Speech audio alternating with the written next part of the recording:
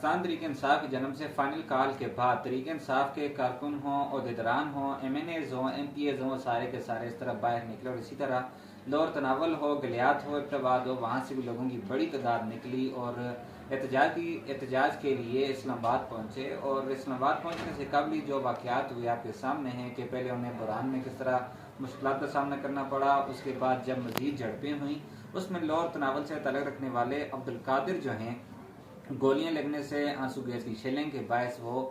جاں بحق ہو گئے، جس پر ہم افسوس کا اظہار کرتے ہیں، اور خاص کر کے لور تناول کی جو فضا ہے وہ سگوار ہو چکی ہے۔ وجہ یہی ہے کہ